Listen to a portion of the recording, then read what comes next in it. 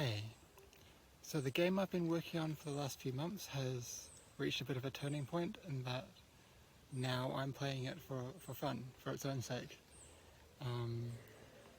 It's still very janky, has a long way to go, but yeah, it's definitely there, and that feels really good because it's been a long time. Yeah, I've worked on several different projects in the last couple of years, and it's had a lot of obstacles, especially my health, and so those projects haven't gotten to this point. And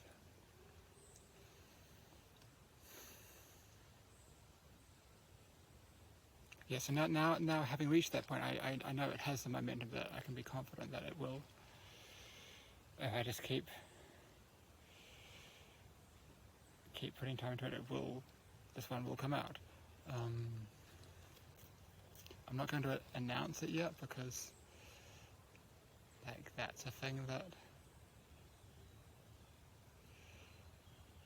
can be done strategically to get the most attention at the most useful time. But it's coming. It's in my roguelike series, it's not too far from things I've done before, but it has some new twists, and yeah, it's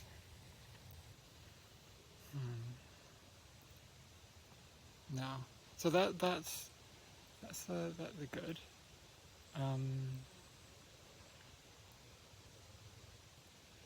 Looking at it, I'm seeing that what I'm making now is similar to things that I've made before, and I chose this project because I thought it was with the resources that I had, my best chance of making money, in a completely non-cynical way, just trying to meet the intersection between what I make and what people want. But yeah, I think as it stands, it has a pretty good chance of making similar money to things that I've made before, around the top end, and that's, that will, in the present situation, that will help, but it's also, I would like to do better than that. So yeah, I've been investigating what funding options there are for game development at the moment, and I'm not finished investigating. I will keep doing so, but because you got to spend money to make money, and I don't have money, and yeah, if I could be partnering with someone to have more funds to pay people to do the parts that I struggle with, in the past I've not done a great job of ports.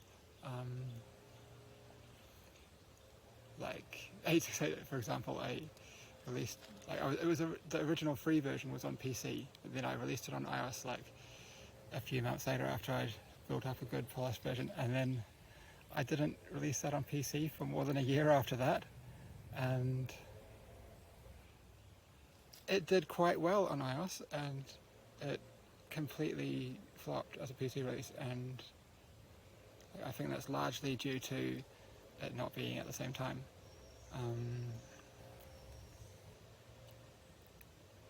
It got a certain amount of social media discussion around it when it was released, and then I managed to get reviews on a couple of nice PC game sites, but not enough discussion to generate sales.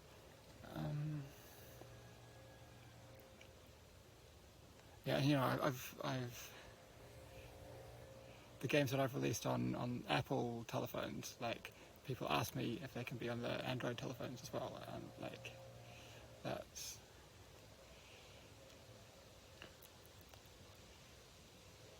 mean, in the first place, that was just a matter of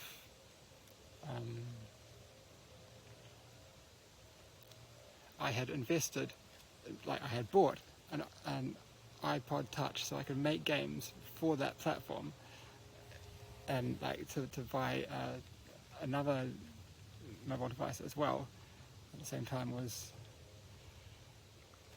out of my budget. But then when I did, I found that it was very hard to get the games performant on it. They just ran really badly, and I'm not going to release a game that feels bad. Like, you know, maybe someone who was an expert at porting and the platform could have like gotten it running more smoothly and gotten the feel right, but like I didn't have that. I just had me. So, yeah, but then since then I've looked at like other people's sales figures, and like if they release iOS and Android simultaneously, Android gets like 5% of the sales, and you know, I had that game that I released on iOS and then on Steam a year later, and it got like 10% of the sales. And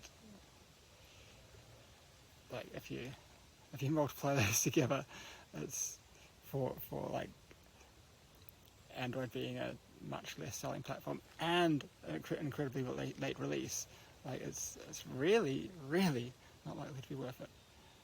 And yeah, I've tried since then to do like simultaneous releases, but it's just so much work making a game, just a game that runs nicely on what I have, and it gets too much for me. It's just not my strength, and I admit that, and like resources to do a better job of that would be useful, and then like, you know, more like I'm good at all the aspects of game development for a generalist, but people who specialize in graphics or animation or sound like do a better job, and if I had the budget to pay for that would probably be good, at least from the perspective of getting more money out at the end, which is kind of an important thing at the moment. Yeah, so I've been trying to get my head around the like pitching and publishing process, and like what funds and investment things there are, and no success with that yet. Something that I'm feeling, like I can't say from other people's sides if this is like completely accurate, but it's an impression that I'm getting in myself, is that what other people expect I'm capable of is very much limited by what I've done in the past. And like, you know, I've had a career making games. I've made some games, and people look at that and they see what I've done, and they're like, this is Michael, this is what Michael does. And there's actually a lot of people in the indie game sphere who really appreciate my work, really appreciate them there, and they want it to continue to be a thing, that Michael Bro is there making Michael Bro games. And that's somewhat encouraging, but when you actually like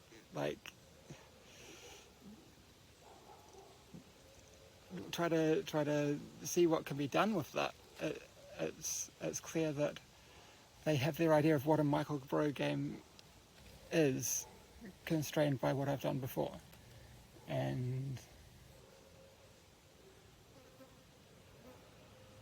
so very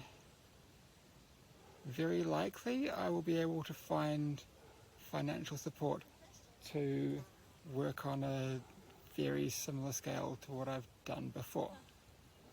And that's like I can't complain about that. Like, let's be clear, like that's a good thing. But that's not sustainable. That was never sustainable. I was able to do that for actually quite a long time because my wife was working full time, and like she never had a stable job, but she had enough, and what I brought in was enough that between us, we just as the two of us managed. But it was never long-term sustainable. It carried on for longer than I had been hoping for at first, but it was never sustainable. And now that we have children, she's not currently working, and like, you know, having children has an effect on women's careers. Like, it has an effect on parents' careers in general, but women more so. And then, yeah, having children and then having a long-term sick partner to take care of, like, her career prospects have suffered for that. And I'm a lot better now. Like I said, the game I'm working on is really there. So mentally and like productivity wise, I'm there. Like, in my like constitution, my physical strength, I'm still weaker. I still like catch cold more often. I still have less muscle and it's harder to build it. I'm more vulnerable to injury, so I'm still affected, but my work has recovered. I've put a lot of thought in how to rebuild my creative practice, and it's paid off. Like, I mean, if you've been following these videos through, like, it's been a process to try and figure out, like, what was I doing back before the plague, when I was doing things that were working. Like, how can I reconstruct that? And I have. That's paid off. So, like, but yeah, it's basically I need this game to make more money than any of my previous games have made, and like right now it's on track to make hopefully a similar amount of money. I want to push it onto a different track, and when I talk to people, they're like, hey, yeah, we love your work, how about going on that same track you've been on before, because like we loved that. And we just really want there to be someone who's on that track, because I don't know, I feel like it, like, you know, people like throw around with like outsider artists and stuff, and I've complained about that before, but like,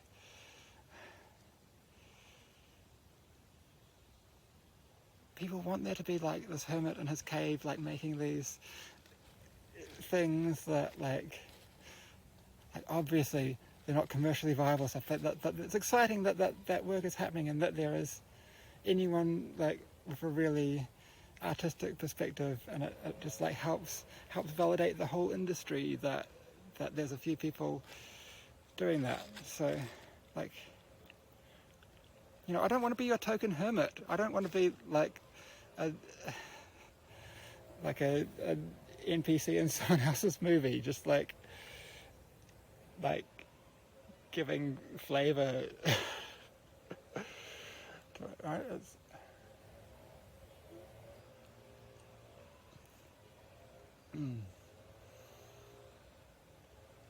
And there's a ton of money being put into games that are frankly awful. That just like, let's look at the two most popular releases of last year and mash them up. This is Balatro meets Fellatio or something. I don't know. Like, it's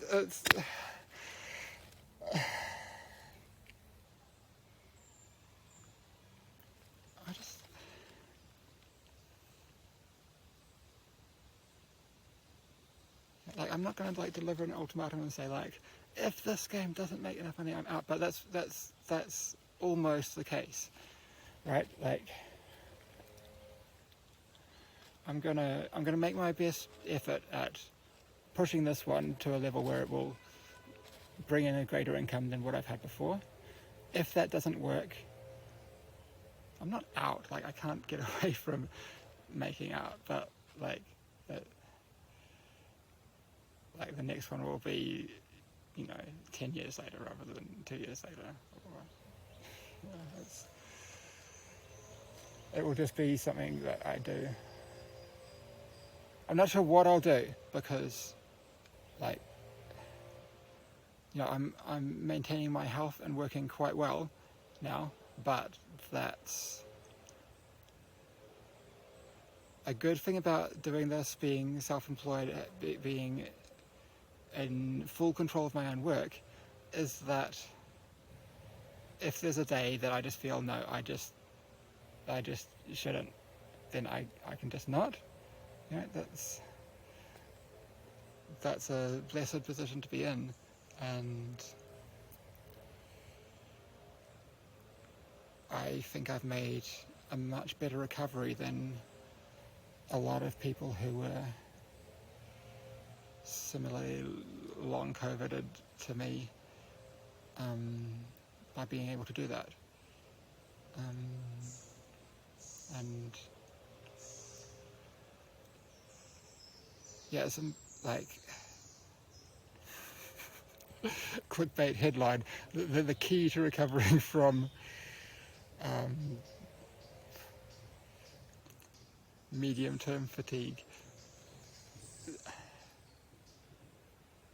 Do exactly the right amount of activity every day. Like, not too much, but also not too little. There's something about moving and being active that is holistically good. But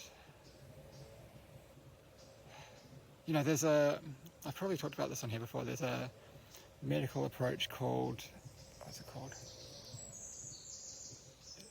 Not iterated. Graded exercise, I think, that because they've observed this property that like doing a little bit and gradually building it up helps. So then doctors start prescribing to people, okay, here's how much you should do this day, and then do this much the next day, and work it up according to the schedule. And people I know who've tried that program had quite a bad time with it. So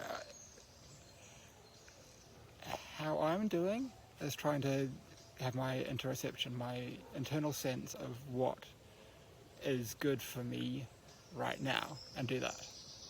And that's like, if you can sense that, that's going to be a better guide than like a table of like what's, even though that is going to be like scientifically studied, like it's going to be good on some kind of average case, but you are never an average case. Like, if you have more information about your specific situation, which like from your internal body sense you do, then if you can figure out how to effectively apply it, you're going to be able to do better than just a statistically scientific approach. Yeah, but like, I do not presume to speak for whatever state of health anyone else is in. I'm just trying to express what's been effective for me, and I'm mostly thriving. I have severe back pain this last couple of weeks because we went to the beach and got home kind of late, and I carried my daughter back from the bus, and I shouldn't have. That was a poor judgment on my part. I kind of knew that I shouldn't, but it seemed the easy way out at the time, and you really have to be firm. Like, that made things easier at that moment, but then more difficult for the next 2 weeks. It's not worth it. Yeah, so it's getting better, but it's still a little painful. Yeah, no, I'm getting help, and it will be better. But yeah,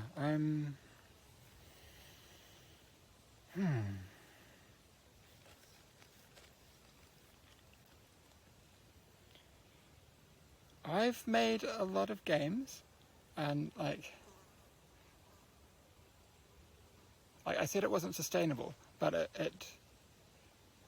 it was right for the time. I was always sort of hoping that, like, it's introducing a random variable into our income. Like we have enough to get by, and we add a random variable from, like, a game could sell who knows how many thousand copies, and like there's a chance that one of those randoms will give enough that then I can pay other people to do things and do it in a more sustainable way. But it was never something that we were expecting to work as a long-term strategy. Like if you look back at what I was writing 15 years ago, even, I was always on the verge of thinking, like, okay, this is cool for now, but I probably just am going to have to get a normal job, like, soon. But I'll just keep trying, and I just kept trying, and like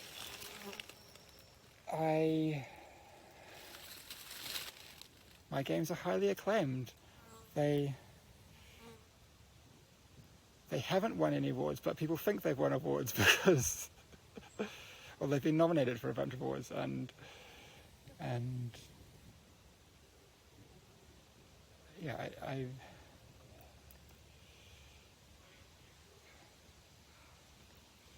have this reputation, which is like mostly good, but I have a reputation as the guy who makes great games that don't make money, and the guy who. Hey. No worries. Like they haven't made money because I haven't had, like, marketing behind them, and like doing things in a more polished way, and like releasing ports on time and things like that. Not because they're not good games.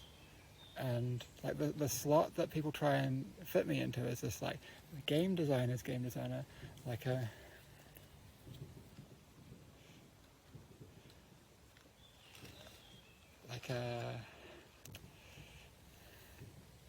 inspirational design. Like my designs have inspired a ton of much more successful commercial games. Like there's a lot of games out there that, like, people say in the credits or in interviews, they're like, Michael, bro, he's a big inspiration. Like it would be nice if some of that trickled back to me, and like it does. Like my games have had a long tail, not a fat tail, but a long one, because like some of this does reflect back on me. But yeah, I think the reputation.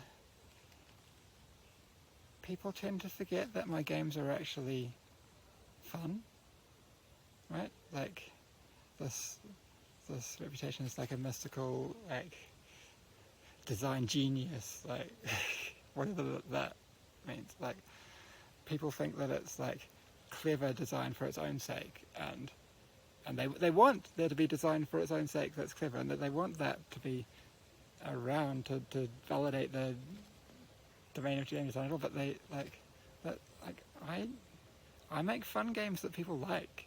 The people who play my games play them not because they're intellectually appreciating the clever design, but because they enjoy playing them. And it's not everyone, but it's a lot of people. And it's a lot more people than they're reaching. Like,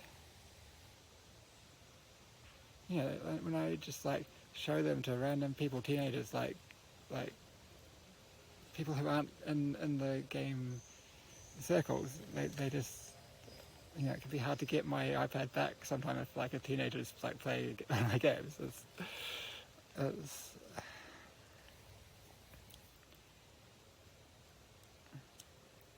they're not just an intellectual exercise. They connect with people, and I want to do that. I want to connect with people. I want to make things that reach people.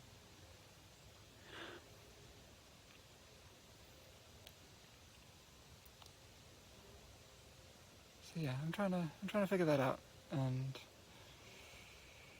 like I have promising material to be figuring that out with. It's that I have a new game that is good,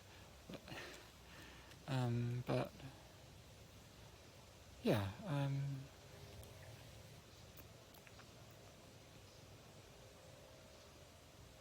I would like to, in a few years' time, be work like you know, you see all these games that have like 15, 30 people working on them and like millions of dollars of budget, and like you know, if I had, I don't want 15 people working for me, that's too many, but like if I had something in that range, I would be able to do something amazing. And anyone knows someone sitting in my way, like but yeah,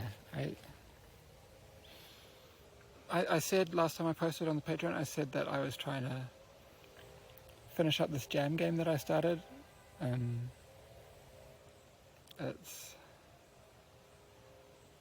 It's important to not try to force these things. Like I did that jam to as a step of like getting my mojo back, and it worked.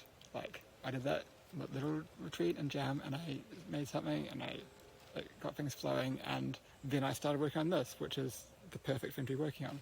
So that's just a little prototype. It's served its purpose. It's not there. Like it's not worth me like polishing it up and releasing it now. Like looking at how much time I have, it's not a good investment. Maybe next year or the year after another idea comes and mixes with it. And you know, an important part of a successful creative practice is having these ideas that are on the shelf waiting for their moment, because something else will come along and they will connect up, and magic happens. And yeah, that's been one of the big things that's taken time to recover since I had the fourth break from illness. That like I had what I was working on before then, so there were ideas on the shelf, but they were dusty, and I've just had to start working on a bunch of different things to get that sense of being in a space where there's ideas to grab when I need one, and I'm there, and it's good. Yeah. Okay. Thanks for listening, and see you again soon.